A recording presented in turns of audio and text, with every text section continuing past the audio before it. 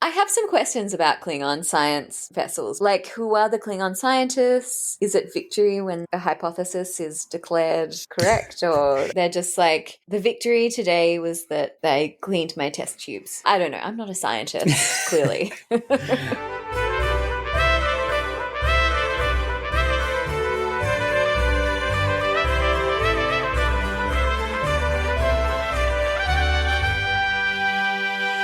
Hey everyone, I'm Cole Paulson. And I'm Lily Rosson. And welcome back to Deep Space Wine, the podcast that attempts to recap and decode every episode of Deep Space Nine, the forgotten stepchild of the Star Trek universe. Each episode, we share a bottle of wine, wind down, and then wind ourselves up again with our strong opinions about DS9. Because in our tried and tested social experience, there is really nothing people love more than when someone talks at length about Star Trek or wine.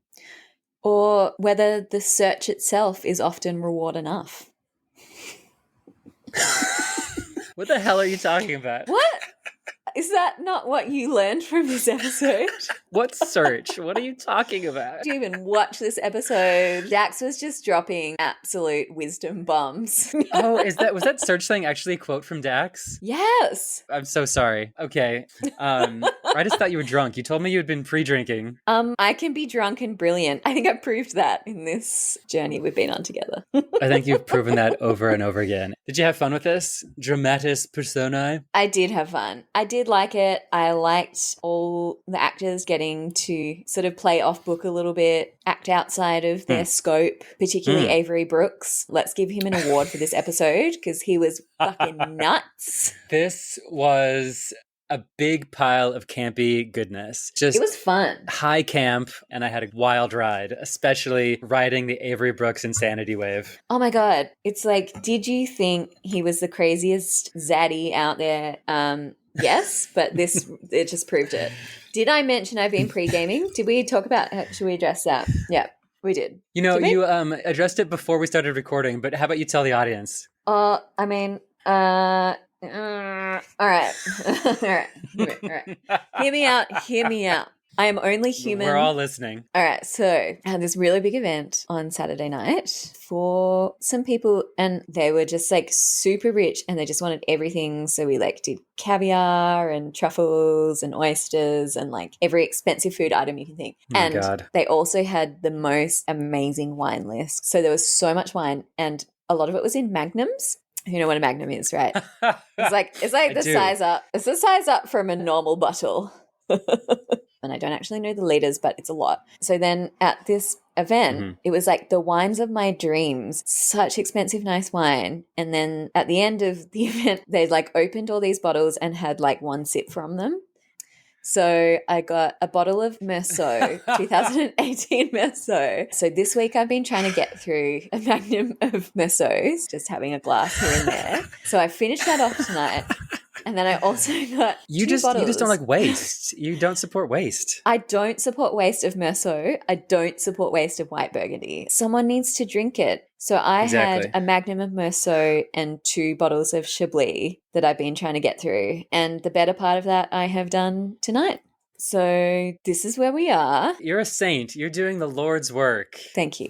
Also, we've like squared away a whole bunch of work. So I just have nothing to do tomorrow or this weekend. The only thing I have planned is a kids' party where I'm going roller skating. So, and kids' parties these days involve a lot of wine. So wine and roller skates. That's almost a better combo than wine and Star Trek. At least we'll see. I was saying to my sister, I was like, I'm going to wear a jumpsuit. And she's like, you know, jumpsuits are really impractical in the ER. And I was like, oh yeah, no, good point. I mean, we don't condone, we're not about over drinking on this podcast. No. Often I'll do this podcast and have 1.5 glasses of wine because it's so cerebral and you know us. Cerebral snobs. As they say, what was I going to say?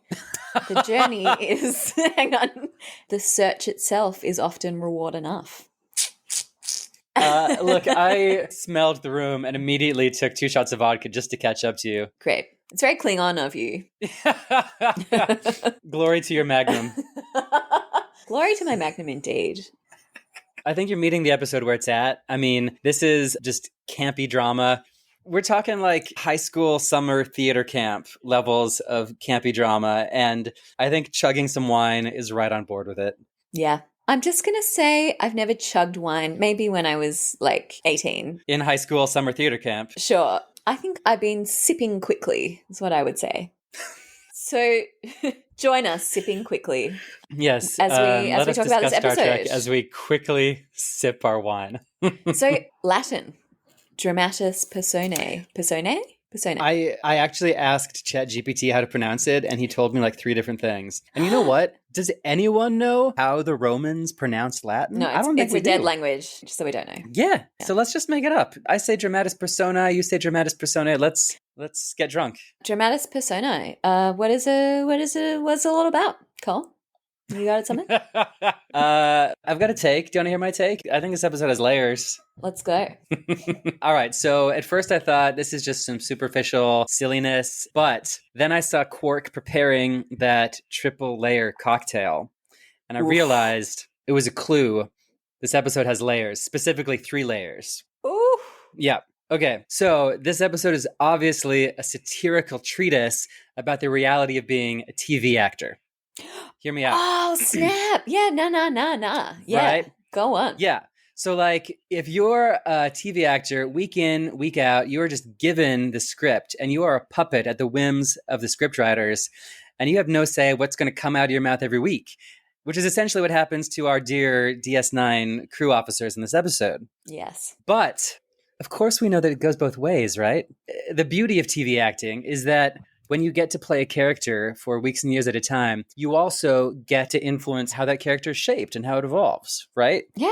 I mean, how much of himself did Patrick Stewart put into Picard? How much Kate Mulgrew is in Janeway? There's even a very cool example on DS9. I don't know if we're doing spoilers, but there was a romance on DS9 that only came about because the writers saw that one of the actors was acting as if he were in love with another character. And like that's, I mean, I don't want to spoil anything, but like dude's name starts with an O and ends with an O. I don't know. So it's like this 2-way street of, yeah, you got to spit out what you're given, but you also get to imbue some of yourself into it. So layer number 2 in this complex masterpiece is when these characters do get sort of taken over by this crazy virus. How much of themselves are they still putting into the drama that plays out? Yeah, love it. Love it. But, dear Lily, there is a 3rd layer because this is a TV episode played by actors. Yes. So, my second question is how much of the actors are going into the crazy drama on screen? Like, how much Avery Brooks are we seeing in the crazy? How much Nana are we seeing in her femme fatale? I think whenever an episode lets actors sort of play outside the bounds of their character, you know, whenever they get possessed or whatever, it's giving them a chance to have fun. And so how much are they, the actors, diving in and mixing up this triple layer cocktail of campy goodness? Oh, I love that metaphor. I love what you did. Can I say I appreciate you? This is not the white Bergen you're talking.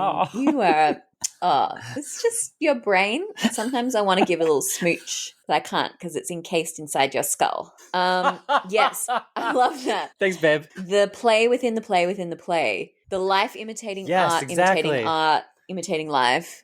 Chef's kiss, and I can say that. Yeah, a chef's kiss from a true chef. Yeah. What was tell me what you thought about this triple layer cocktail? Dramatis personae. What was your take? Hundo agree on everything he said, and I love the metaphor of the cocktail, even though that cocktail looks like every like terrible shooter you ever got in like a horrible bar by some like bartender with like a nose ring. But yes, with the blue in top, you know, when it's blue, it's never good. I know if I drink anything blue, then the night I don't remember it. I thought it was a bad 6th grade science experiment where you're learning about different liquid densities. Densities and viscosity. That's it. Yeah, so I guess what I want to talk to you about tonight, Cole, is the idea of social contagion. Have you heard of this term? Whoa. No, I don't think I have. It sounds awful. So it's a bit of a rabbit hole I went down with. I guess it's social identity theory in a way. To me, that's kind of what this episode is about. It's sort of a buffet That's Phoebe's last name. A Phoebe buffet. Yeah, it's a buffet of social psychological concepts in this episode. And I guess I liked what you had to say about the characters maybe unconscious or subconscious kind of playing through in what happens, as well as the actors themselves, which I find really interesting. But yeah, I guess there's a few different kinds of social contagion I want to talk about. But basically the concept of social contagion, it involves behavior, emotions, or conditions spreading spontaneously through a group or a network. And this is this is a concept that's been studied by social scientists and social psychologists since the late 19th century, but it's very contested. It's wound up in identity politics. I would say in the 20th century, it's sort of one of the most fraught things that you can kind of talk about in social psychology. Whoa, so you're getting controversial up in here. You know me, I am a white lady who drinks white wine and I say controversial shit. So there's this amazing podcast I've been listening to recently because we make a podcast, but we also listen to a lot of podcasts. Am I right? We support the industry. We do. And this is called Hysterical, and it's on Wondery.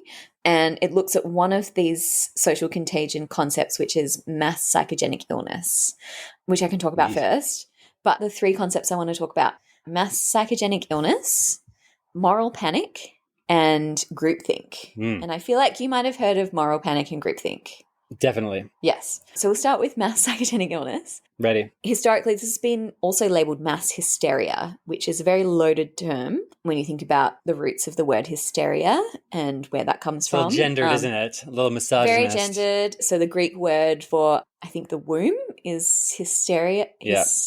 Hysteria? Because a hysterectomy is getting your womb taken out. Yeah. So I think historically, pretty much up until the 19th century, they believed that if a woman was going like a bit loopy, it's because she had a wandering womb, like her womb was just like wandering around her body. How does a womb wander? What? Well, I mean, think it just about... like packs a go bag and just goes a rambling? It just wanders around and makes her crazy, and that's why just women wants be to crazy. See the sights? Am I right? Yeah. Okay. So yeah, I think we have to be skeptical when we look at any kind of historical and current kind of ways that we look at women in health. Indeed. And psychological health. But anyway, mass psychogenic illness or mass hysteria, or what Freud labeled conversion disorder, is basically a physical manifestation of the unconscious where the body is converting some kind of interiority, whether it be stress or trauma, into physical symptoms.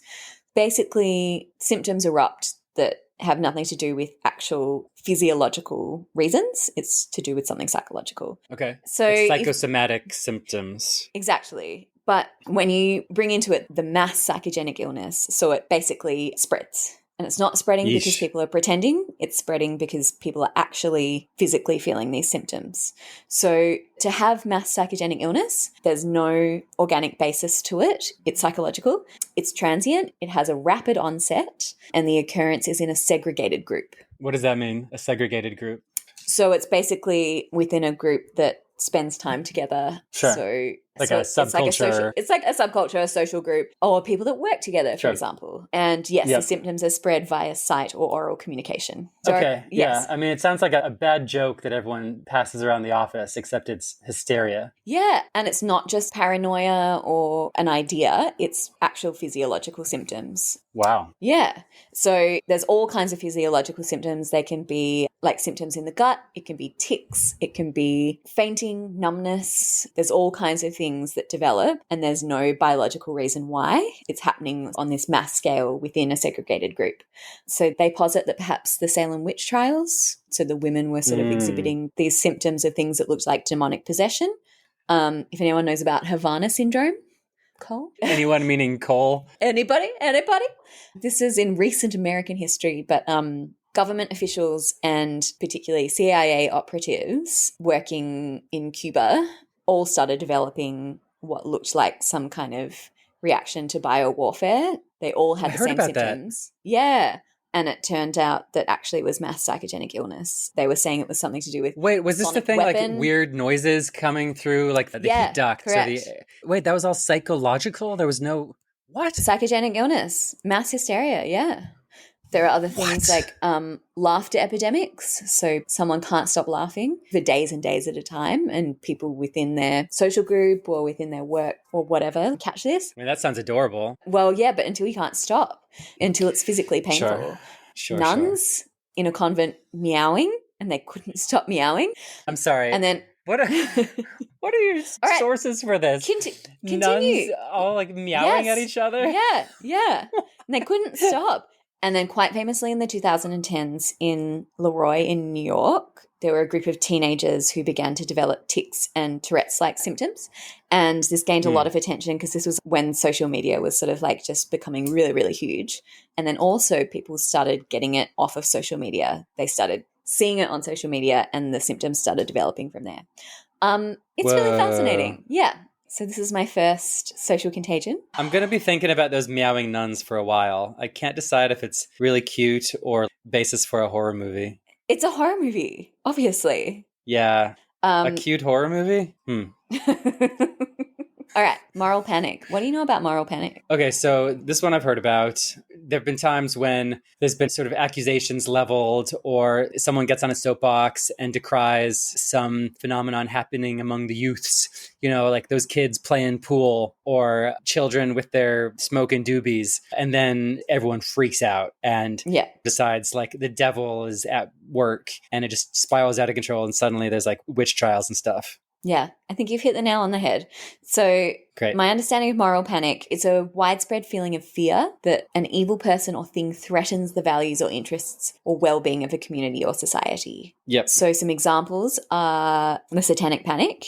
You know about the satanic panic? Remind me, people were convinced that there were like Satan worshippers among them, but it was just completely blown out of proportion. Yeah, so there was no evidence to support it. It just sort of got blown out in the media. Nobody died from satanic panic. This was in the US in the 80s? Late 70s and early 80s, yeah. The Red Scare, that was a moral panic. Yeah, Red Scare for sure. Child abduction, some people have called that moral panic, as it statistically does not happen. Yep. And when children go missing, it's usually the family. Immigration, we could call that moral panic. I am Australian, and I can definitely say that immigration is moral panic in Australia. And that takes me to my next concept, which is groupthink. It's a psychological phenomenon that occurs within a group of people in which the desire for harmony or conformity in the group results in an irrational or dysfunctional decision-making outcome.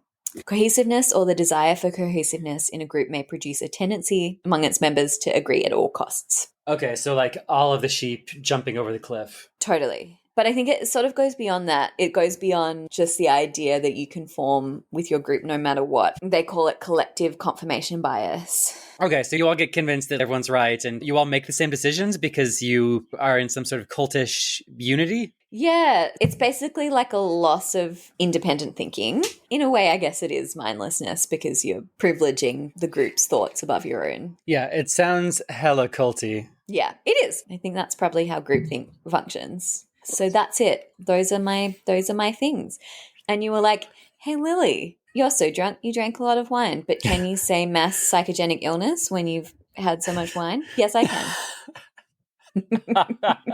What can't she do, ladies and gentlemen? So it's a bit dense. Do you reckon what happens in Dramatis Personae is like all three of them, or is the question which of these three is at play? I think what I'm positing is that it's a combination of the three, but perhaps there's a certain kind of social contagion that is exhibited more in some characters rather than others. Like I can definitely think of moral panic and groupthink in particular characters as opposed to others. What do you think? Interesting. Well, let me try to sum up what you've just taught me. Tell me. Mass psychogenic illness is physiological, where psychosomatic symptoms manifest on a mass scale, whereas moral panic, which is when, again, something spreads on a mass scale about some sort of evil, unwelcome incursion into the wholesome social fabric of a community. Yes. And everyone completely panics about something that actually isn't there or is completely blown out of proportion. Yes. And groupthink is when your ability to even make decisions independently is wiped out because everyone's making group decisions and you're basically all in this crazy cult. Correct. Have I got it? You're so good having a little smooch for those little brain grooves on your little brain.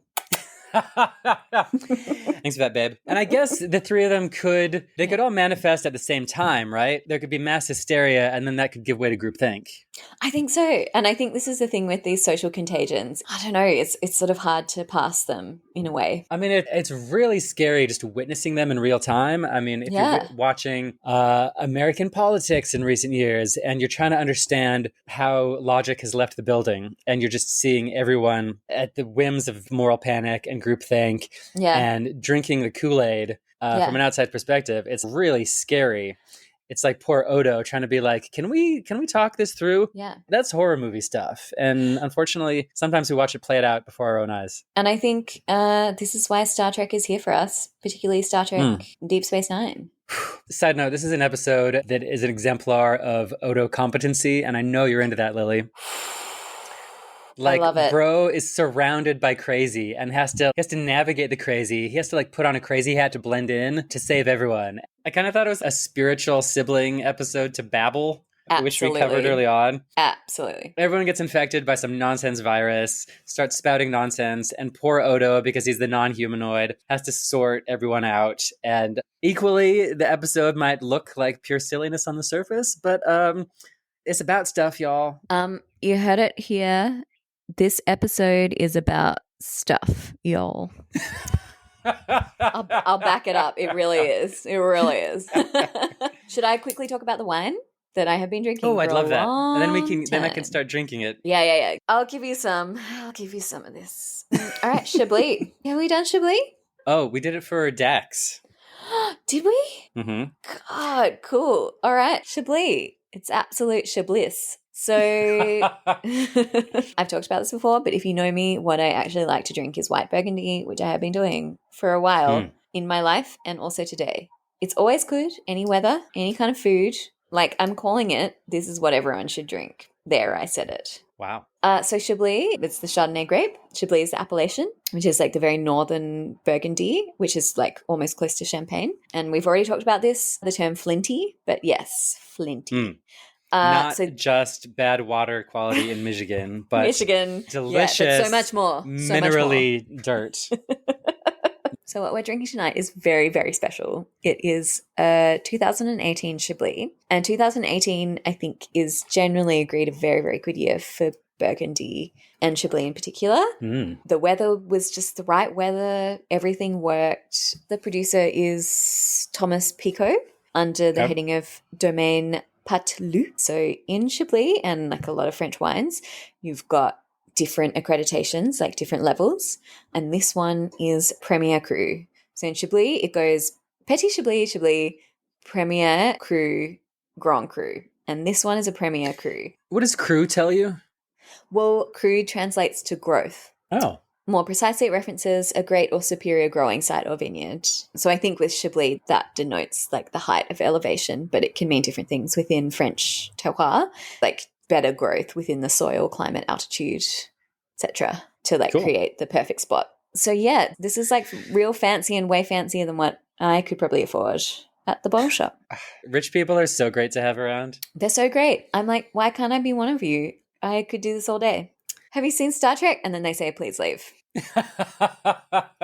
So this has extended time on lees. Have we talked about that before? Aren't lees like the dregs at the bottom, or the sort of? Yes and no. So it's sort of like what is fermenting and aging the wine. So it's the deposits of yeast and other kind of particulates. Yep. But there's all kinds of styles of fermenting within the wine process. There's a certain time we take it off lees, but you can leave it on a little bit longer, and that can create like a bit of interest within the wine, like a different dimension to it. So this has been left on extended time on lees, which is, you know, a choice, and it just like sort of changes the quality of the wine.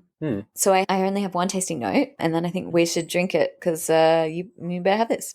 A profusion of yellow fruits, almonds and dried flowers, consistent and majestic wine which slowly unfolds with feline agility and promises a long life. Stop. What? How good is that? That's all right. Yellow fruits. So we're talking lemons and bananas. No, Cole. With wine, we are never talking bananas. what other yellow fruits are there? Well, I would say yes, citrus, but also like stone fruits. I would say like peaches and apricots. I mean, those are peach and apricot colored. Did you get a sense that a puma was just springing off a cliff into your mouth? No, it slowly unfolds. With feline agility? Yeah, I feel like it does slowly unfold. You know, we talk about like the nose and the front and yes, the finish. When you're drinking the wine, you get the smell, you get how it feels in the mouth at the beginning, and then sort of post that. This is like, I don't know, it sort of gives a lot. You get the whole story. Like a cat just stretching its limbs. Yeah, releasing. Like a cat. Gosh, what a beautiful genre of poetry is wine tasting notes. Isn't it? And they talk about the producer, Thomas Pico, and that his wines are at once cerebral and refreshing, much like this podcast. Exactly like this podcast. And they call that a dangerous combination. Yeah, you've been warned, folks. It's a dangerous combination.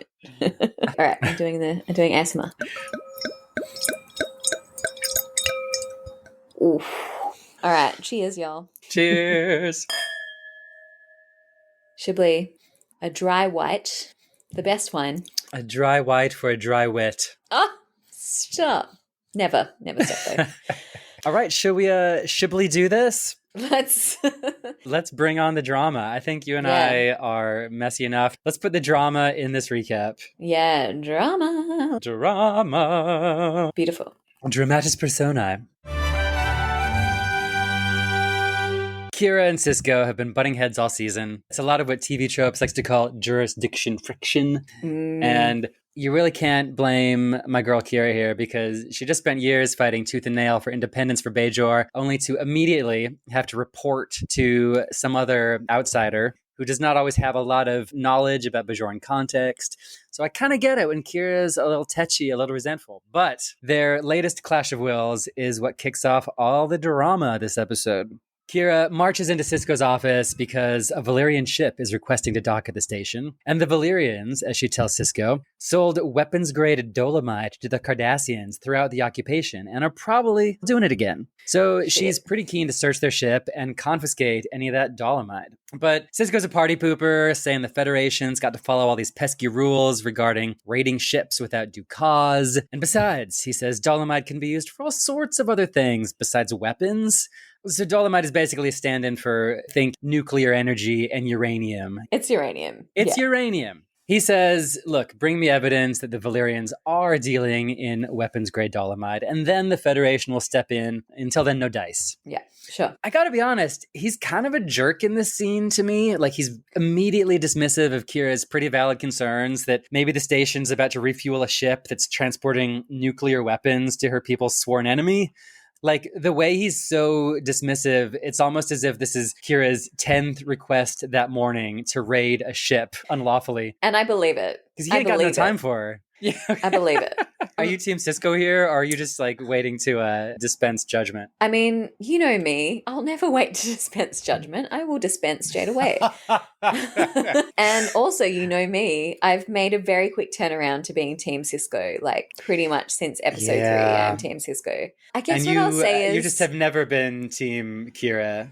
I've never been Team Kira. You're not there yet. Yeah. I think she's very... what's the cowboy term? Trigger happy? She's pretty trigger happy. Yeah. And I think we've seen this time and time again in the series so far, that she'll just act without thinking. All right. I feel you. But don't you think that Zaddy Sisko could be a tad sympathetic? Yeah. And look, I would say this is playing to their weaknesses already. This scene is like setting up what are these characters' weaknesses that Sisko can be, I guess, emotionally invalidating and being being quite straightforward in a way. Whereas Kira is trigger happy and emotionally driven. And Kira is, well, they're both deeply traumatized, and maybe this is playing out in certain ways. Totes. Yeah, and I think this scene is great for setting up who they are and their deficits in the way that they deal with each other and the way they deal socially. So the table is set. The fuse is lit. The 3D chess has been laid out.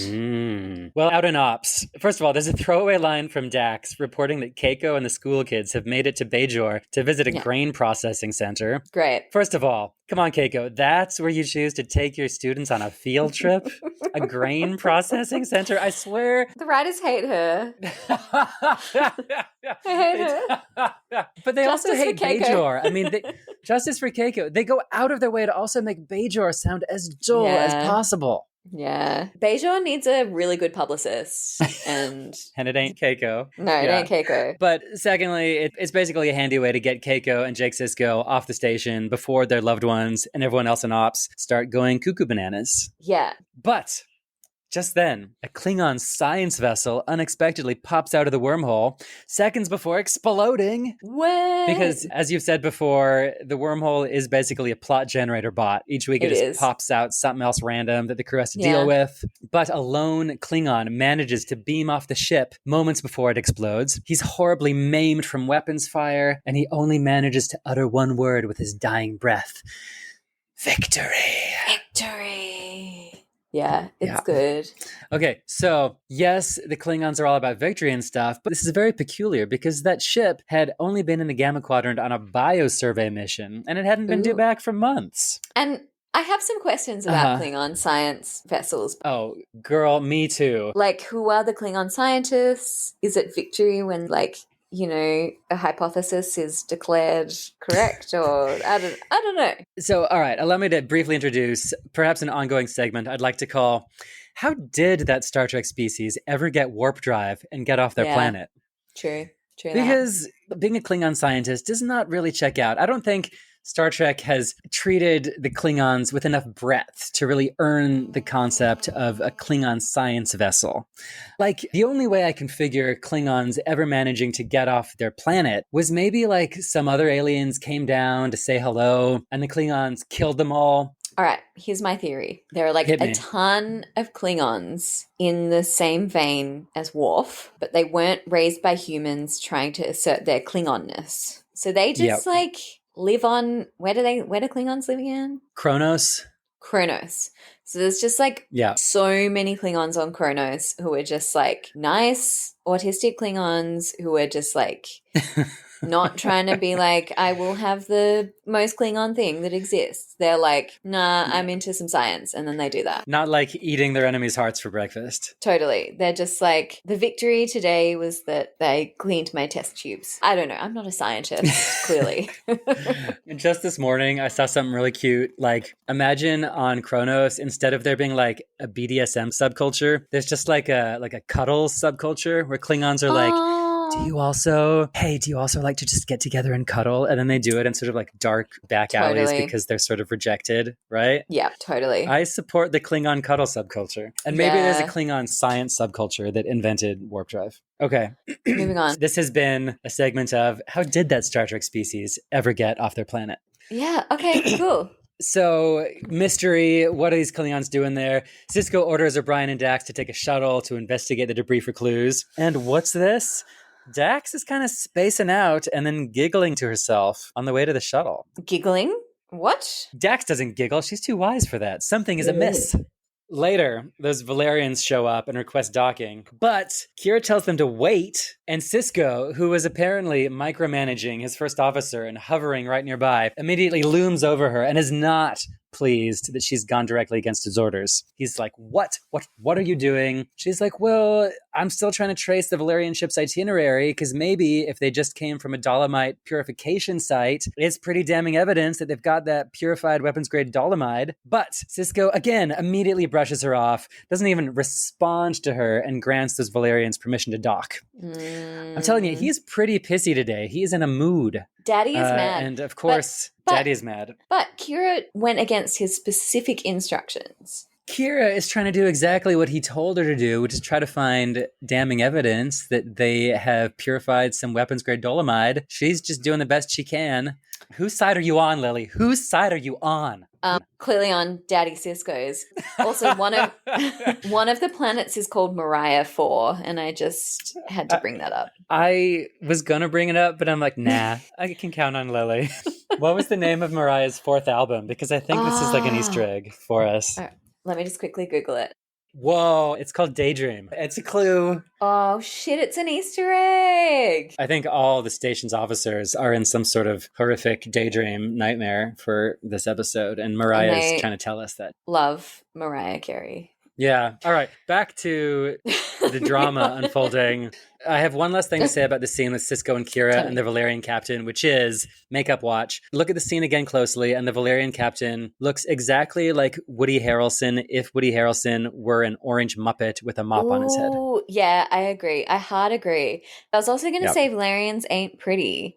And it's kind of like a bit of a purple kind of dreads, but not as cute. And also kind of face holes. It's not cute. There's a lot of face holes. What I'm saying. There's like multiple nostrils, but... Have the normal amount of face holes, everybody. Moving on. Odo and Quark are down in Quark's bar chatting about BDSM. Yes, my favorite best friends club. They're talking about those Klingon scientists and what they might have been up to over in the Gamma Quadrant. Quark's saying he ain't got time for people who think pain is pleasure. Well, except maybe in small doses. Wink, wink, Odo, wink, wink. Yeah, which makes me think, like, just to get into it, because this is what we're doing this episode. Get into it. He's got a little whip, but it's like got feathers on the end and it's got no bite to it. So he likes to do BDSM, but as like zero pain. You know what I mean? Got a flimsy I don't want to think whip. about Quark being like gently whipped. Does he do the whipping or does he get whipped? He gets whipped, obviously. Oh yeah, it's actually 6 seasons later where Bashir pulls like a feather out of his ear. And so he does enjoy some softcore play. Look, I just watched that episode. So will not be removed in post. You will put this in. Obviously. Okay, so he's like, I don't like Klingons coming to my holosuite. They make a mess and wreck the bar furniture. Then Odo's fishing for some intel and Quark knows what's going on. But I'm going to stop you there because if I don't stop you right now, you will miss the one fashion watch of this entire episode because it's a drought. This episode is a drought. What are we missing? All right. So in this scene, there is one really good alien. His skin tone is lavender. Is it? She's like gorgeous with Muppet-haired fur around her pink scalp. Purple fuzzy tufts coming out of the head. A white jumpsuit with matching purple embellishments on the shoulders and the hips. And can I just say, what is better than matching your clothes with your purple skin tone? Nothing. Mm-hmm. You got to coordinate that. It's high contrast. You've got the white with the purple. You've got the fuzzy tufts. You've got the purple skin tone. It's giving the only good thing about this episode in terms of fashion. And I'll leave it there. I'm glad you brought her up. It's the exact same cranial structure as another alien we've seen. And it's like the makeup crew was like, how can we glam this up? How can we elevate this drag? Yeah. I guess I'm genderizing it. They just turned it into like a she-alien with these really cute purple fringe. But he might be really proud of his purple fringe. I don't even know. Look, he or she. But as Odo goes to leave, he keels over in pain. And man, it does not look pleasant. His head sort of shapeshift splits open, almost like he's having the worst changeling migraine you can imagine. Oh, and he collapses to the ground. And Quark runs to get Dr. Bashir like a good friend. Yeah, he looks appalled. And also, Odo kind of looks like a character in a Charlie Brown comic, like with his mouth open, passed out. Can you just look at it? Wait, like, it's sort of like if Snoopy is daydreaming. Yeah, it's real Snoopy. Poor guy. Odo awakens in the infirmary, and Dr. Bashir's relieved because honestly, he knows diddly about changeling anatomy and had no idea what was wrong with the poor guy. Odo feels back to normal and leaves to go. But what's this? Bashir wants to get Odo's take on this Valerian situation. Ooh, spilling the tea. But he wants to dish goss. Before we go there, can I just take you back to the start of that scene and talk about how Odo looks like Tilda Swinton? I kind of think Odo always looks like Tilda Swinton, but particularly like with the closed eyes, resting peacefully, he really is a shapeshifter. One moment he's Snoopy, and the next moment Tilda Swinton. And just to take us back to our triple layer take of this episode, Lily, is it Odo who has range, or is it Renee Auberjonois with range? Does Renee morph as much as Odo? These are the questions. Or is it that mask they put on him? So Bashir's like, what's the goss? What's the tea? You know what I'm talking about. And this is a great line. Odo's like, what are you on about? And Bashir's like, I think you know what I mean. And Odo says, why don't you tell me? Then you can be sure I know what you mean. Classic. Gonna use that. Odo, he knows how to blend in with the crazies, which is a skill that everyone in 2024 should have. And you know what he can mainly do is imitate a conspiracy theorist. Yes, exactly. It's like an undercover New York Times journalist at a Trump rally. That's who Odo is this whole episode. He's like Louis Theroux before everyone knew what Louis Theroux did. Exactly. Well, Bashir's like, I think the uneasy alliance between Sisko and Kira on the station is starting to show a few cracks. And Odo's understandably a little wigged out by what Bashir's insinuating sidles off. And he uses his favorite get out of jail free card, which is another time, perhaps. And I just need to remember to say that whenever I'm about to ghost. Like when someone says like, oh, do you want to come do this thing? And just being like, another time, perhaps. Oh, I love it. It's my favorite. Another time, perhaps. It's good. It's like his calling card. It's great. Yeah. It's like social anxiety 101 and also like being a bitch 101. Do you think you and Odo could have had something if you existed in the same universe? Yeah, I think so. Yeah. I'm going to be pondering that well after we're done recording this episode, like the romance that could have been. Wow. Yeah. The issue I'm seeing is that you would never, ever both agree to actually spend time together. Ooh, I love that. It would just be years and years of avoiding each other's company. I love it. Being with the person. Man, you and Odo are exhausting. All right. So up in Sisko's office, Kira strides triumphantly in, claiming she's got that evidence that the Valyrians have purified Dolomide. But Sisko now seems completely out of fucks to give. Instead, he's hunched over some draft board that he instantly hides from Kira when she walks in. Oh, secret drawings. These two were already having a real bad day, but the tension is cranked up to 11 now, as well as the acting. The acting between Nana and Avery is just ratcheted to 11 here. Sometimes I think who will act more, and you just don't know. It's the ultimate act off. Kira's swaggering around, hoisting her hand on her belt. Avery's diction is getting more and more dictated. His favorite thing is to draw everything back and bring it back to nothing. And then come out. Are you challenging my command of this station, Major? Yeah. He rides the wave, right? He does. And I will hang 10, dude, on that because You're riding the Avery wave. Yeah, I've never surfed. So yeah, Kira, Sisko, they're having this pissing contest about who's got real authority on the station. Meanwhile, O'Brien and Dax are on the runabout trying to scour the Klingon debris for the ship's mission recorder when O'Brien takes the opportunity for some more political intrigue. Ooh. He wants to know where Dax's loyalties lie in this growing tension between Sisko and Kira. And O'Brien warns her, he says, I wouldn't get too friendly with the natives if I were you. Remember where your loyalties lie. Whoa. That is some right-wing rhetoric. Okay, so clearly something's gotten into our officers, but going back to my question, how much of our characters are still there under the surface? Because going back to episode 1, you and I have talked about O'Brien kind of having a problem with, the bro's a little racist, maybe a little human supremacist. And it's almost like it's been exaggerated here where he's talking about the natives. He's sounding especially small-minded and especially off-color. But that is kind of in O'Brien's DNA. Totally. Right? And the next thing he says is anyone who's against Sisko is against me, which is pretty much to say if you're not with us, you're against us, which is a very conservative concept. It's a very groupthink concept. Totes. And I totally agree with you. These are things that O'Brien is expressing from episode 1.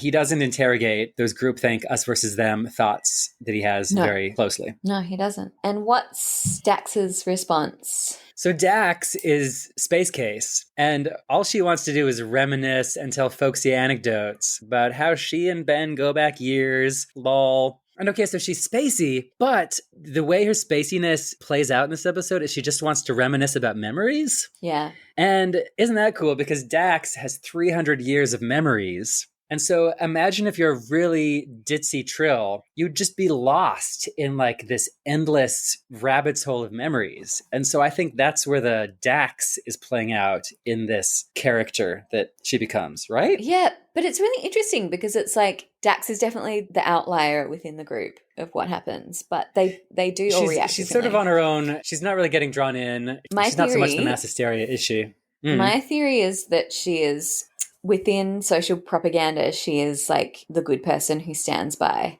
that she's just swept along with whoever has the strongest voice. For sure. I think she's like a well-intentioned actor who does not have the strength to stand by her own convictions. Oh, what are you saying about Terry Farrell? Take it back.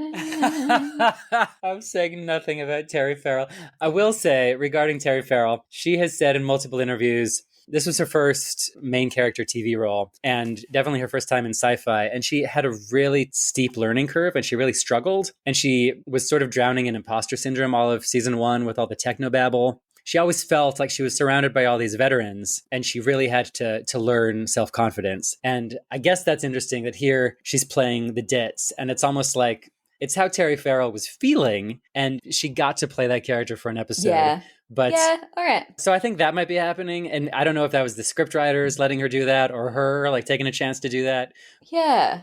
I like the part that it plays within a mutiny as well. The character who just lets it happen, who just sort of goes along for the ride rather than having like a real stake in the game. I think that's a huge part of Can any of us say mutiny, that whom among us can say that we won't just be swept along in the tide? It's true. Okay, so we're in Odo's office and Kira saunters in and she has now fully morphed into her new alter ego, which is this seductive, scheming persona. Yeah. And so it begins on Deep Space Nine. I swear every damn time that Nana Visitor plays some different character, she's this sultry seductress. Yeah, so what I want to say is that what Nana Visitor is doing is not good and it's not sexy. And I just need everyone to know that. And I think she's a great person and actor and I come to love Kira later, not in this season. But what she's doing is awkward and weird and bad.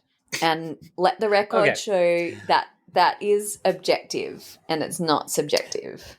All right, I think you made your message known. Have I made defense that clear? I've seen Nana at a convention. I've also seen her in interviews. I've seen her Instagram. I think natural Nana on the streets is she's quite feminine. I think that Nana's natural state is much more feminine than Kira Neris's. I think what you're trying to say, the character of Kira is performing a kind of femininity that is masculine. I mean, Kira, she's a soldier. She marches around. She's got like shoulder pads in her season 1 costume. And I've discussed this as a concept in, what was the episode?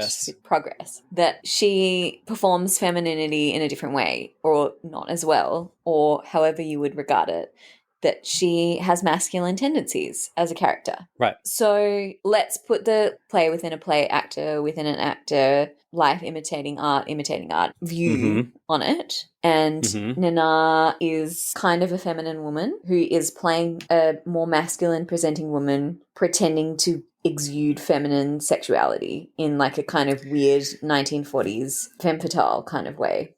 And it's a hard thing to do, and maybe it's not working, or maybe it is. I don't know. Is that what's happening? Do you think Nana is trying to play Kira playing seductive, and so it's like going through a double filter? Yes. Okay. I think Kira Nerys is there. So I'm giving her credit. Okay, I think so she's actually trying. She's trying to get all 3 layers, but that's a very difficult thing to pull off. And here's what I'm going to say. It's because she does so much weird smiling. Like, when you're being seductive, there's a lot less toothy smiling. Back me up here. So she goes into Odo's office and she tries to trick Odo into sneaking onto the Valerian ship to look for weapons. But Odo is too smart for her and she's forced to admit she was trying to manipulate him. She's like, forget it, bad idea. Just, hey, remember who your friends are. There's a lot happening. Yeah, there's a lot of toothy grins. You're totally right. Tilda Swinton mask reacting to what's happening. There's so many layers. I don't know. I would love to give more credence to this choice, but it just makes me so uncomfortable. I'm gonna say it gives me the ick. And I think the beginning of the episode, I was really buying her. I was really buying the kind of caged outrage of what was happening. Yep. And then it sort of spirals into, look, it's campy. You just got to embrace the camp, Lily. That's all I got to tell you. You just got to admit it's soap opera and move on with your life. Okay. They finally managed to recover fragments of a Klingon's journal, and so everyone shows up in ops to see what's on it. The journal itself is pretty garbled, but we catch this Klingon describing what sounds like a bloody mutiny on board. He mentions some energy spheres, very intriguing. Commander Sisko is just bored out of his mind. He's like, I couldn't care less what happened on a Klingon ship. And he stromps back to the privacy of his office. I love poor Odo reacting to that. Like, what is happening? He's like, that's my daddy. Don't say that. Yeah, he's like, Daddy, you should care. Oh my God, we all care so much. That's the point. Yeah, Dax just goes into her anecdotes. It's adorbs. Terry, I love it. And you've missed the part that was my zinger of the opening, where Please. Sisko is saying, can you just look for this thing on the Klingon ship? And Dax says, the search itself is often reward enough. And Sisko's like, well, I don't care, just do what you want. And then he storms off. So good. He's all like, don't bother me with it. It's so good. So is that like Dax under the surface trying to be wise, but she can't because she's been taken over by a complete space case? Okay. It's like she knows she's meant to be the wise presence, but she just can't because she's been possessed by an idiot. Yeah. Okay. So I think maybe we need to come back to this when we learn what the actual construct is. Yep. Fair. Yeah. Okay. So Dax goes down to Quark's, and this is where, the clue about what's happening in this entire episode is laid before us. Quark, resident mixologist, is putting the finishing touches on a Modella aperitif, which is a striped, multi-layered cocktail that resembles that primary school science experiment about liquid densities. Or a fucked up cocktail / shooter that you had at the Globe in 2007. So Quark's feeling a little lucky today. He's laying the flirting on thick with Dax. Then Kira shows up. Can I stop you? Always. Because he uses the most Mormon pickup line that I've ever heard. Tell me about Mormon pickup lines. I must be living correctly to be so blessed. It's legit what he says. That's gotta be a Mormon pickup line. Am I right? How did he learn that? I must be living correctly to be so blessed. When I take you out on my Surrey with the fringe on top, that's what it's giving. Kira says, get lost. He's not the only one trying to lay on the flirting, because it's time for Kira to try her seductive game on Dax. And it kind of works. It does not. Does it? I don't think it goes well. She asks Dax, how you doing? To which Dax replies, my favorite line of the episode. Dax says, you know what they say. Put the shoe on the right foot first, but put the left foot first into the bathtub. I love that. And I love it. Nana visitor Kira's reaction. Just like, what the what? Yeah, I love it. Kira's like, sure, but where do your loyalties lie? Question of the episode. And Dax is like, hey, I've been close with Benji. Been close with Benjamin for years. He's like a son or a nephew. Or kind of person. Some close relative. She also asks, are you happy? And Dax says, well, no one's really asked her that question before. No one's asked me that before. Yeah, that's really nice. Sad. It's like hot people get sad too, guys. Colin, I know. Just ask us if we're happy. Because maybe we're not. We never get asked that question. Yeah. Good. So, unfortunately for Quark, and keep in mind, everyone, Quark did not lose his mind in the same way everyone else did. He's the same Quark we know and love. He overhears Kira announce her intentions to overthrow Sisko, and when Kira spots him, she grabs him by the collar and then hurls him against the back of the bar. I was actually quite shocked by the violence of Kira throwing him against the glassware. It was kind of scary for me. Yeah, this episode kind of has some scary violence in it. Some kind of hard to watch violence. There's a few times where I was sort of shocked. Yeah. I mean, mass hysteria is a scary thing. Groupthink. Look out, everyone. It can turn violent. But my big question for the scene is like, Kira's bisexual energy. What are we going to do with that?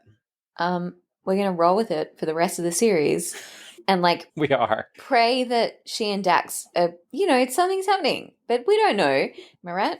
My only hesitation with rolling with it is like, we got an all-male writing staff in 1993. Is it just their puerile fantasies writing Kira as bisexual whenever they can? Is it na? Is it somehow woke? Is it okay? Tell me it's okay. Oh, no. It's okay. And I think Kira doesn't exist for the male gaze. That's my call. Well, see, she doesn't usually, but here she is being all seductive and slinky. And is it like the showrunners being like, now's our chance for her to exist for the male gaze? No. That's not, you're being more forgiving than that. Nah, she does seductive and slinky many other times with many male characters, and it equally doesn't work. So she's like an equal opportunity, not sexy for me. So she's just like... an equal opportunity fail. Yeah. All right. And I invite any kind of opportunity for Dax to question what's going on with her. Her own sexuality. Sure. And whether she's fucking happy, Because, we want Jadzia to be happy. It's my main goal. Yeah.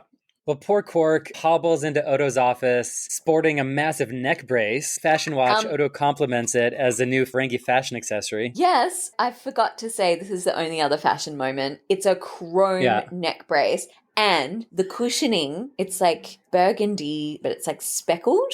It's quite a bit of apparatus, but it's gorgeous. Just saying. Well, for Quark's general fashion, more is more. So he hobbles into Odo's office. He wants to file charges against Kira. Yeah. But Odo's far more interested in knowing what Quark overheard, because he's beginning to become convinced that everyone is not themselves. And he jets off to tell Sisko his concerns, and poor Quark just limps after him, rasping, Odo, I want satisfaction. Satisfaction. Okay, Odo goes to see Sisko only to find O'Brien sitting in Sisko's desk. What?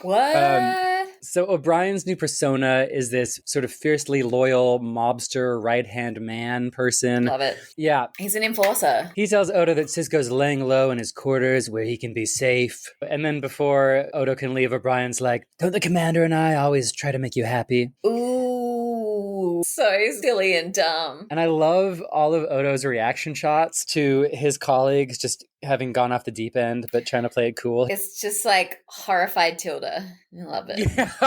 Yeah.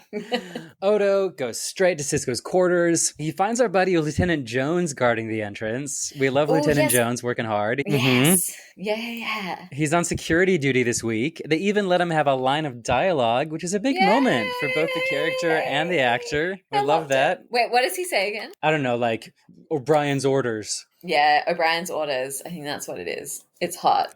Yeah. I love a man who never speaks and then says one thing and never speaks again. I think he'll talk again 6 seasons later, and that's just the way Lily likes her men. Taciturn. And competent. Inside Sisko's quarters, Odo finds many things. He finds a 3D chessboard. He finds a very second-rate landscape of some sort of moon over some ocean. Oh, one man's opinion. I feel like you could buy that artwork at like the beach in Bali. It ain't cute. Didn't you tell me that they reuse the matte paintings of actual landscapes as wall art? So that's what's happening. And he also finds Sisko poring over that draft board, deep in concentration. So this scene, I mean, frankly, Avery Brooks is chewing up every piece of furniture in that room, just acting for the gods. Is it Benjamin? Is it Avery? Because there is some high emoting going on. It's like pure camp, but with whisper tones. Ooh, my favorite. Odo tells Sisko that he's concerned, and Sisko says, on such a fine afternoon, how inappropriate. Oh, I love this episode. Right? I mean, first of all, is there such a thing as a fine afternoon in space? And then, how inappropriate.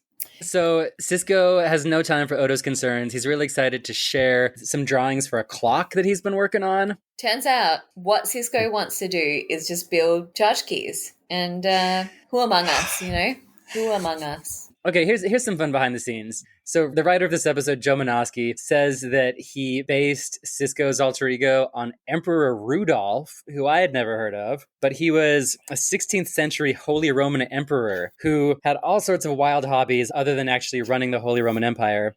Classic. Yeah, sure, we've all been there. Dude was into like automatons, horology, art collection, occult practices. This guy had all the hobbies and he just was useless at being an emperor. And I love that dear Joe Menosky was such an Emperor Rudolph fan that he's like, I'll let Avery Brooks be this crazy guy for an episode. Sure. When I say classic, I don't mean I have been a Holy Roman emperor. I mean that there were emperors who also took the piss and just like did things they wanted to do. AKA Nero, Emperor Nero, just went around fiddling and stabbing people in the streets for fun. It's Nero too. So also, just delivery moment when Odo asks Sisko what those drawings are. Sisko says, "A clock." So good. Extreme enunciation. Episode 1, Lily Rosson of this podcast is like vindicated by this episode. That's all I'm saying. Okay, so I was chatting with loyal listener Susie. Susie. All right. Hey, she loves our podcast. Hey, Susie. Hey. And she's got this fascinating theory that Sisko's enunciation, going back to this triple layer cake that is this episode, Sisko's extreme enunciation, do we think this is either Benjamin Sisko's or Avery Brooks's interpretation of a Black man in a position of leadership where there have not been enough Black leaders? Like, this is the first Black Star Trek captain, the first lead of a Star Trek show. And is there an attempt to show through your diction this trying to prove oneself in this role? Am I making sense? All right. So my answer is, well, obviously, yes. I mean, obviously, this is Avery Brooks's impression of an erudite, bold white man. Right. And he is, in fact, an erudite, bold Black man. So he is playing a Black man in some future who is just treated with respect. And there are allusions towards his race, but that is not actually specifically calling to question exactly while he is in command. So yeah, I think that's an astute observation. There's a really, really great Instagram account. Hang on, let me just quickly look up the name because she's a Black American woman and she sort of says she was raised by Deep Space Nine because it was quite hard to find African American role models on TV. And Avery Brooks says, as far as just like Black people in leadership positions, but especially Black parents, devoted Black parents, he knew that there was a huge dearth in 90s television, and he felt this huge responsibility to fill that space. Robin Trex is her Instagram handle, and if you follow us on Instagram, I steal a lot of her memes, and she has some very interesting things to say about being raised on Deep Space Nine as a young Black woman, and the things that she has to say about Sisko and sort of what that meant to her. I'm going to have to look her up. It's Robin fascinating. Trex, she's great. I guess, the question is, if Deep Space Nine came out today in the 2020s, would Avery Brooks feel more bandwidth to speak in his own dialect or in a more African-American dialect? Would there be less pressure to put on the dialect of an old white guy, as you said? I think unequivocally we could probably say yes. I sure hope so. Yeah. But also, I like to speak to his Shakespearean background. Definitely. And what that's bringing to this performance. And the fact that even though it's melodramatic and what he's doing is like hyper reality, it's still like really compelling. I mean, it's fun. Again, this is a chance for Avery Brooks to really lean into his urges as an actor. Very often, this really over-the-top, extreme alter ego gets to be played out by Avery Brooks on the show. And he chews it up, and I love it. I love it too. And as we noted at the top of this episode, I'm a white lady who drinks white wine, and therefore I have pretty much no opinion on this. But the end. So next scene, Odo gets back to his office for what I'm assuming, Lily, might be your favorite shot of the episode because... Yeah, the most heinous boots of 2007. 2007? Well, I had them at 2007 again at the club. So it's this amazing shot of the gumshoe entering his office only to find the femme fatale waiting for him there. Not only that, but the camera... ugly boots. The camera is just lingering on her boots, propped up on the desk. And why, oh why, are Kira's military issue boots so over the top and ugly and like unfashionably fashionable? They've got like some ruffles and trimmings. I guess, yes, as you say, they're trying to do a femme fatale bit. For like the Graduate kind of thing. Yeah. But the boots are heinous. Yeah, any femme fatale kind of shot with privileging the feet or the legs before it privileges the view of the, I don't know, the guy who's about to be in her grasp. But they're like both too frilly and utilitarian, and I will admit that I had them in 2007 and I wore them to the club. So can I just say that you're drunk, but you just said the shot privileges her boots, which is incredible. Thank you. What can't you do? There's a lot of things, but talk shit about boots when I'm drunk is a thing I can do. So guess what? It's more Kira the seductress trying to seduce Odo. She's bolted down the Valerians' ship so they can't leave. Side note, remember them, the Valerians? Like, you gotta wonder how they're coping through all this nonsense drama that's going down. Yeah, they're like, this is just some Game of Thrones crossover and let's leave us alone. Exactly. What? Are we on the right show? Kira tells Odo she's set a plan in motion to oust Sisko and wants his support, saying that all of Odo's wildest dreams can come true if Sisko gets the boot. She's like, you can throw Quark in jail, you can declare martial law. And like, yeah, these are sadly the things that Odo daydreams about. Totally. We all saw If Wishes Were Horses. She's appealing to his greatest wishes. Yeah. But once she slinks off so very well. Odo digs into that reconstructed Klingon log, learns that those Klingons came upon some alien, quote, telepathic archive, energy spheres. Ooh, some spheres. And I guess the spheres describe some ancient power struggle that brought about the collapse of an entire civilization hundreds of years ago. And that's when the light bulb goes off. He's like, I think I know what's going down with my buddies on this station. Sure. And can you just tell me what the ancient culture were called? No, I did not write it down. Let me tell you what it is. It's okay. Sultana, which Sultana sounds a lot like Sultana, and it makes me mad. It just feels lazy.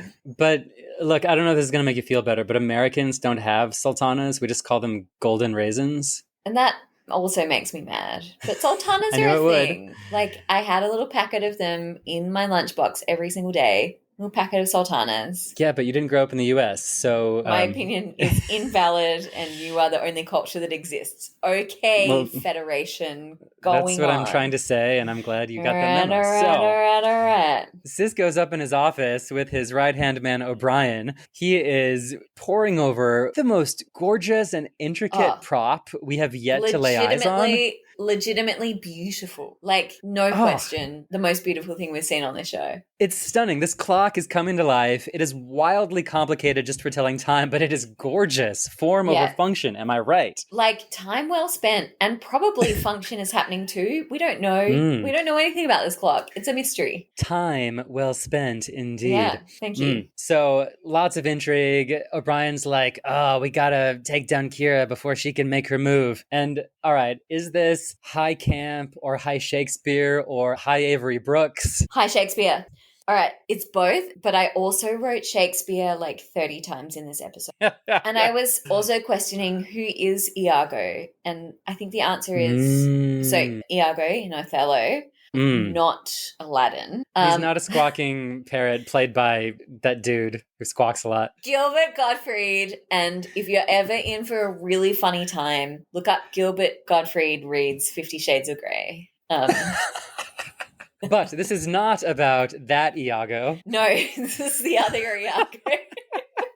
Othello. We've all read Othello, right? Yeah, at least once. Othello, he's sort of a great general. They describe him as the Moor. So he is of like Arabian North African descent. persuasion. North African, yeah. But he's a great general within the army, but everyone surrounding him is white. And he has a romance with a white woman. And basically, Iago convinces him that Desdemona is cheating on him with a lieutenant in his army. And there's already sort of racial things happening. There's jealousies happening. But he's also convinced other people within the army that other intrigues are happening. It's basically Iago's world in a sense that he plays upon everyone's paranoia. He's the seed. He is planting the social contagion. Yeah. Yes. Discord. He whispers things in people's ear. He whispers their greatest fear or their paranoia and makes them believe it. Like a human manifestation of mass hysteria. So he, in a sense, is the social contagion. Okay, this telepathic orb thing, the sphere. Holy shit, Lily. The sphere is Iago, and I love that. Thanks. I love it. I almost went with that for my whole thesis. Oh, come on. It's called dramatis personae, which is the first phrase in every single Shakespeare script. So also, we've already said how the Klingons are the most Shakespearean species in Star Trek. So of course, our humans were infected from this thing from the Klingons, who are just naturally Shakespearean. All right. So this episode does just get better and better. O'Brien says, let's escape the station and regroup. And Cisco leaps up and says, never! Get me a phaser! I'll get rid of Kira. And it's very, bring me my sword. What's that from? I think it's Romeo and Juliet. My sword. Yeah, it's just every, like when Macbeth has gone insane, right? Yeah. Tomorrow and tomorrow and tomorrow. Ooh, I have a question. The metaphor of the clock building. Do we have any ideas? I mean, we've got like Nero fiddling as Rome burns. You also said it. You just said it. Macbeth? Tomorrow and tomorrow. Tomorrow and tomorrow and tomorrow creeps in this petty pace from day to day. Just like the sands of an hourglass, so are the days of our lives. Yeah, that's definitely how it goes. All right. Yes, say no more. Is that what it means? That's exactly what it means. No, but let's say more. I think it calls us back to another episode, the idea of the cyclical. Oh, progress. Oh, shit, Lily. Oh, shit. She did it. She drank a lot of wine and she got to the thesis. That's the so thesis good. was cyclical. History repeats itself. Yeah. History repeats itself, just like Cisco's clock spinning round and round. Let me do a reading. Please, ready. All right. This is from Macbeth, spoken by Macbeth. Yes. Tomorrow and tomorrow and tomorrow creeps in this petty pace from day to day to the last syllable of recorded time, and all our yesterdays have lighted fools the way to dusty death. Out, out, brief candle. Life's but a walking shadow, a poor player that struts and frets his hour upon the stage and then is heard no more. It is a tale told by an idiot, Full of sound and fury, signifying nothing.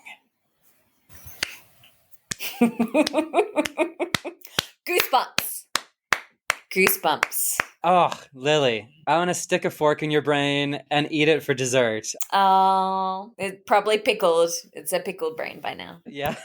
Yeah. But it's such a brilliant tie-in of history repeats itself, which is the big sort of underlying message, if there's any message that this episode is trying to say, coupled with we're all forced into these dramatis personae. Like we might think we have agency, but we end up just playing these roles. Yeah. We're all just following these tried and true scripts that have been playing out over and over and over again, full of sound and fury, full of like Kira's overacting, full of Avery Brooks's emotiveness.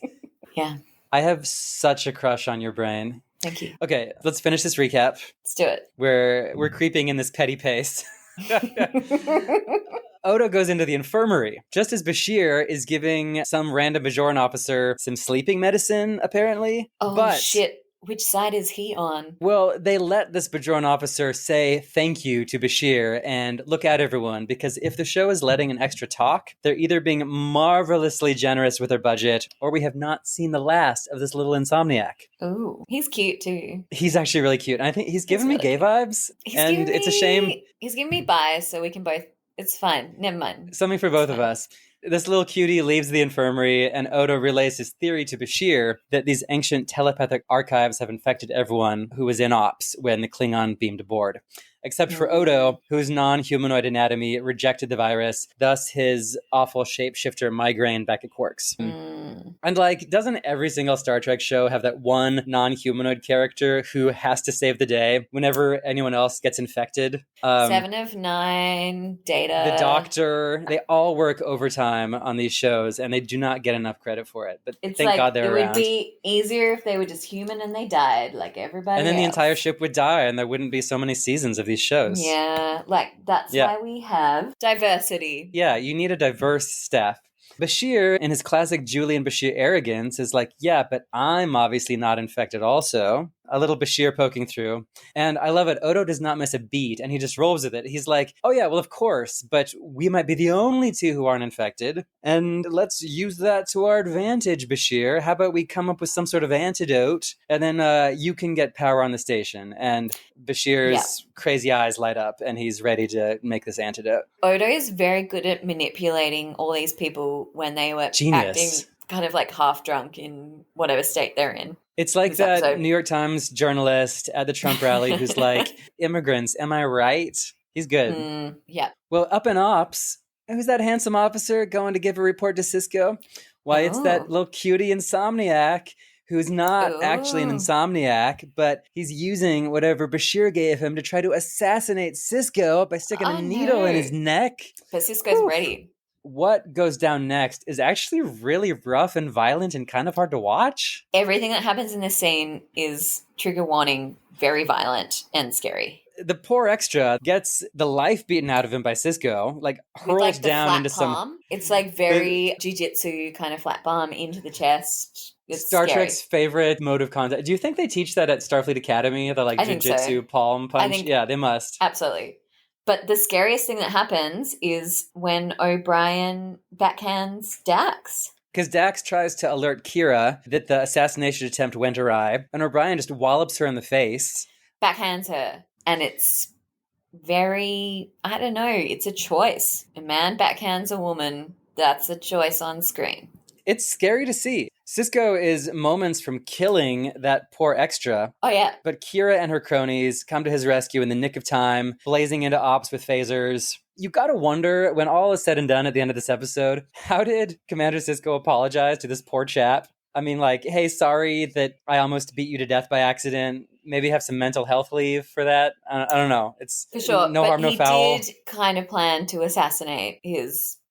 kill this guy. Look, everyone was under Iago's influence here, so I guess we can all move on. It's true. O'Brien and Cisco elude Kira's clutches by transporting out of ops. Turns out it was Dax's job to disable the transporters, but oops, she forgot, which is adorable. I'm such a ditz. O'Brien and Cisco, they're trying to escape the station and get onto the Valerian's ship because the Valerians have promised them transport back to Federation space. But no one saw this little trick coming. They take off their comm badges so Kira and Dax can't trace them. Ingenious. No one has ever seen that little trick on Star Trek before. No, you just assume the person is attached to their tracking device. They always figure it out too late. O'Brien and Cisco message Odo, hoping he'll help them escape, and he plays the fool, tells them to head to a cargo bay. At the same time, Odo rats them out to Kira and tells her she can find them in the cargo bay. He is playing both sides. He's on fire. He is. So it all goes down in the cargo bay, where all of our dramatis personae converge. So, this is how it all ends, emotes Cisco when he's cornered. And in undeniable proof that this episode is a tribute to Macbeth and Shakespeare, Cisco makes the most beautiful monologue you've ever heard to Kira and all actors present. Did you write this down? You can do this if you want. No, you do it. You go, girl. He says to Kira, "The ingratitude. I offered you my kindness, my help, my leadership, and how do you repay me? With betrayal. But unlike you, I understand history. My name will blaze across the stars long after your petty treacheries." Petty, we've heard that word before. Yeah, we have. Petty treacheries have been forgotten. Oh, eat your heart out, Avery Brooks fans. Also, dear viewer, I invite you to watch this monologue back to back with the Avery Brooks monologue at the end of Far Beyond the Stars, season 6, when his character is having a mental breakdown. The stuff Avery does when he's going insane, he does this, he like strums his head with his fingers like he's a crazy man, because he is, and it's all there, and we love it. But before any bloodshed, Odo comes in, releases the antidote that Bashir has made. Everyone keels over in very campy migraine reactions, and a lilac-colored mist oozes out of all of their brains. Yeah. Odo yells at everyone to hold on to something tight. He opens the cargo bay doors, and this telepathic matrix gets sucked out into space. And we all love a dramatic airlock scene. It makes us think about who we are as people. And what we love most about it is that Dax's luscious ponytail comes free because the airlock pulled it out. Billy, when you get more drunk, do you get more of a crush on Terry Farrell? Disagree. That crush is always there. I just talk about it more. Everyone survives. Everyone's back to themselves. And Odo says, with maybe a bit of indignation, "Welcome back, everybody." And there's a part of you that thinks he liked being the only rational person, like clearly the only rational person. Because I think that he often feels like he's the only rational person. Like him That's having so martial interesting. law makes sense to him because he's like, I'm the only rational being within this whole system. That's such a good call. He's happiest when he can exist in black and white. And it was very clear that they were all the enemy and he had to fix them all.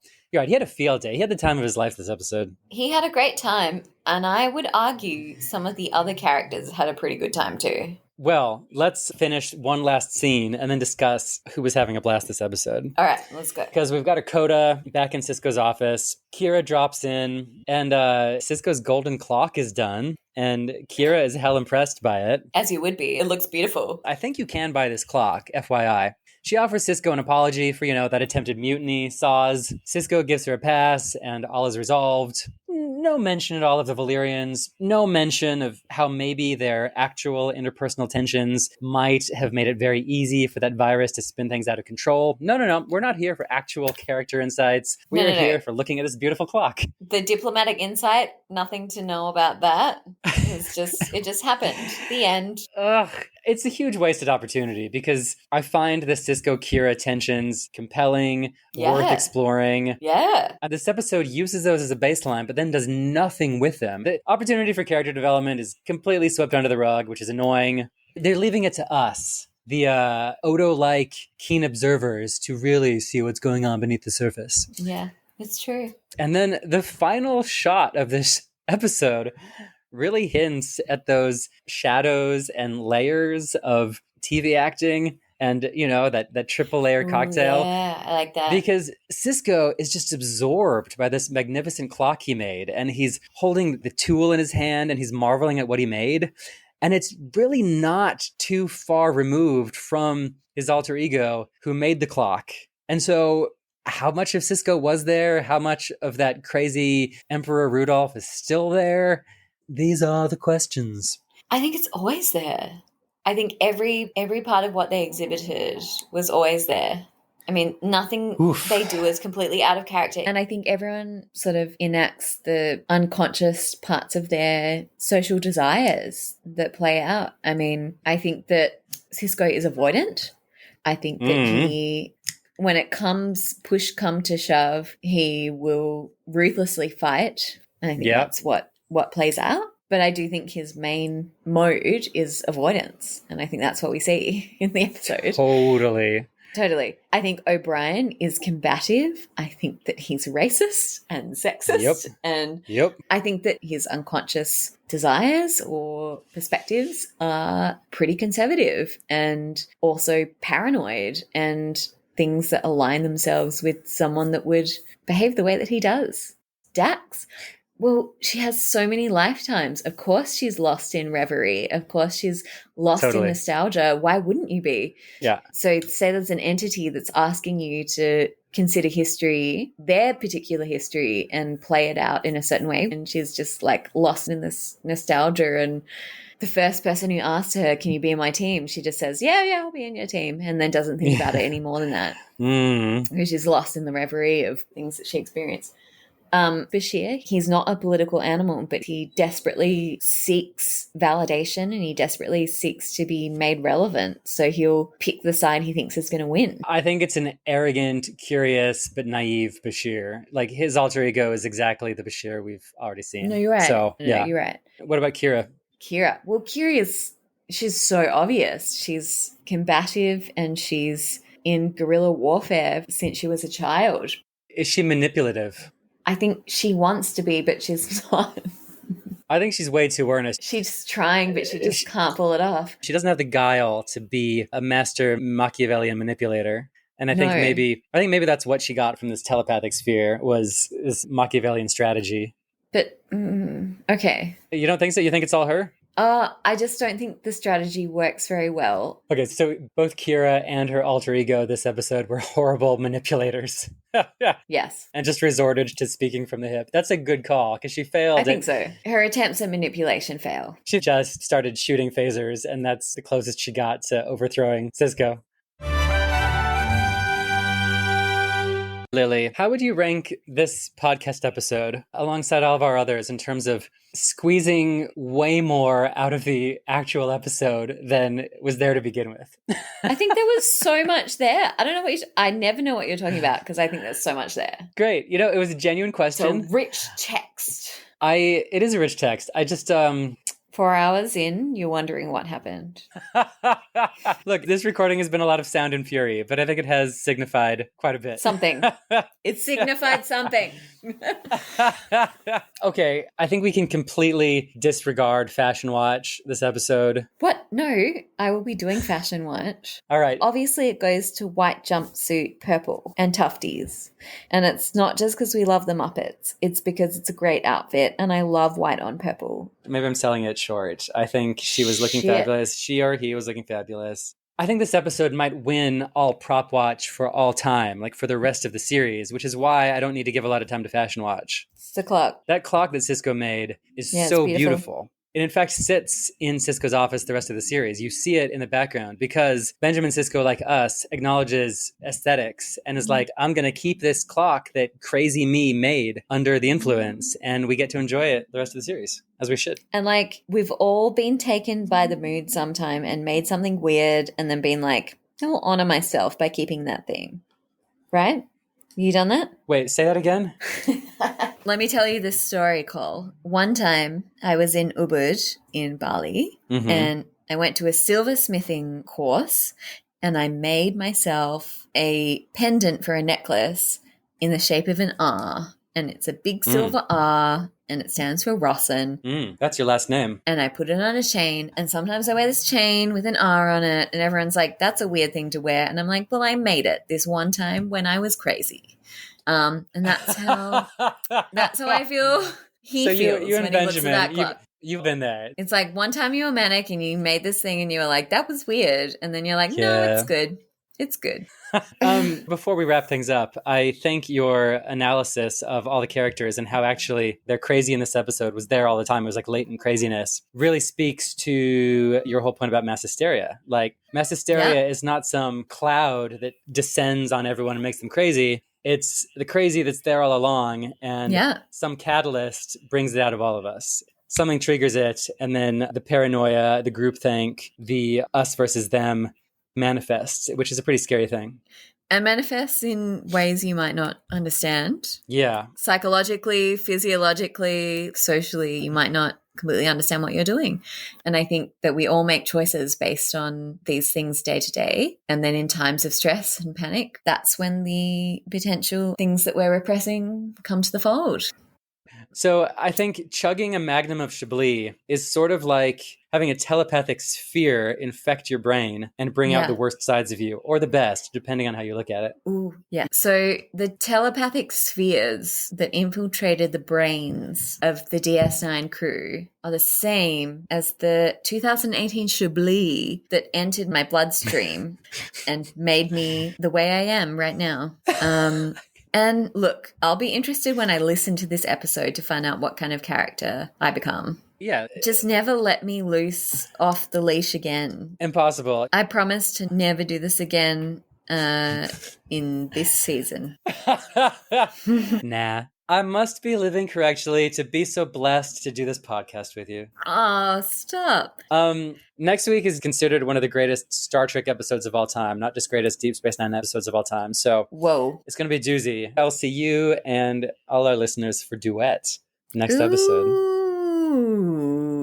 time has come. All right, let's do it. I hope you sleep well after that magnum of Chablis. I think I'm going to just drift away like a... What will I drift away like, Cole? Like that lilac telepathic energy mist. Yeah. That drifted out into space. Telepathic ghosties be gone. Just like my conscious mind, straight into my unconscious. Exactly. Yeah. All right. Till next time, everyone. Bye. Bye. Bye.